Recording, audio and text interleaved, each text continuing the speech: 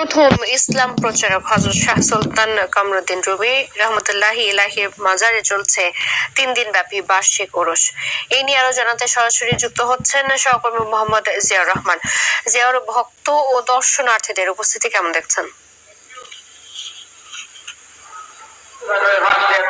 চৈতি, আপনি যেমনটি বলছিলেন যে আমি এই মুহূর্তে যে জায়গাটিতে দাঁড়িয়ে আছি সেটি হচ্ছে যে এই যে আমাদের ভারতীয় উপমহাদেশ, এই উপমহাদেশে বিশেষ করে এই বাংলায় যিনি সর্বপ্রথম আগমন করেছিলেন সুফি সাধক এবং ইসলাম প্রচারক হিসেবে, এবং এই অঞ্চলে যিনি সর্বপ্রথম বসতি স্থাপন করেছিলেন হযরত শাহ সুলতান কামরুদ্দিন রুমি রহমতুল্লাহ আলাই।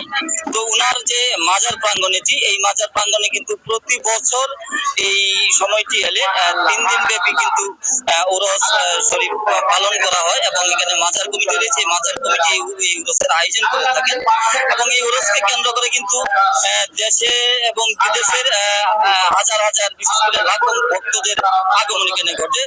তো এবছরও ঘটেছে তেমনটি। পাশাপাশি এখানে কিন্তু একটি পণ্য মেলার আয়োজন করা হয়েছে। ওরস উপলক্ষে প্রতি বছরই হয়ে থাকে।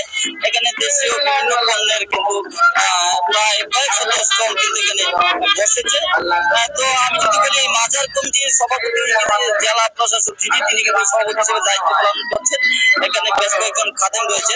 আমি একটু আপনাদেরকে দেখাবো যে শাহ সুলতান কামরুদ্দিন রুমি, তিনি আমরা যে বিষয়টি জানতে পেরেছি যে 445 হিজরি অর্থাৎ 1053 খ্রিস্টাব্দে তিনি এই মদনপুর এসে তিনি কিন্তু তার যে আস্তানা তিনি এখানে স্থাপন করেছিলেন, এবং সে থেকে কিন্তু এই অঞ্চলের যে হাজার হাজার ভক্তরা এখানে এসে ওনার কাছে তারা জিকির আজকার করেন।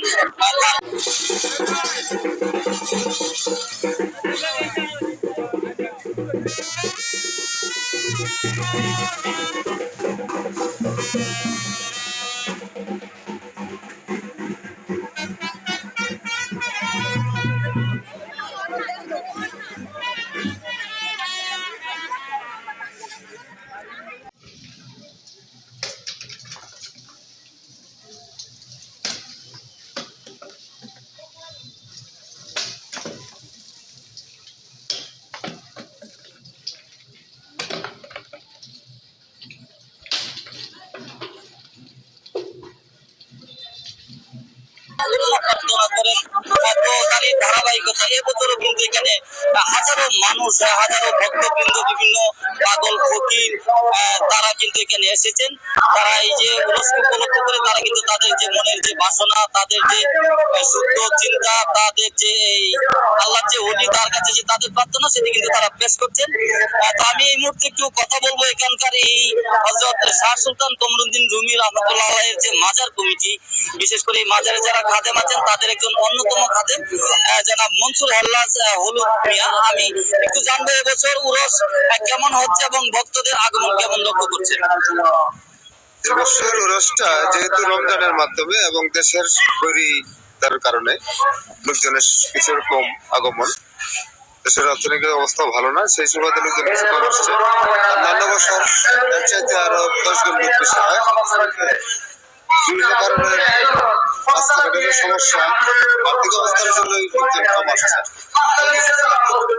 আপনারা শুনছিলেন যে এখানের যিনি খাদেম, তিনি কিন্তু বলছিলেন যে পবিত্র রমজান চলছে, যে কারণে এবছর বিদেশের ভক্ত যারা দেশের বিভিন্ন অঞ্চল থেকে যারা এখানে তারা আসেন, তারা কিন্তু কম এসেছেন।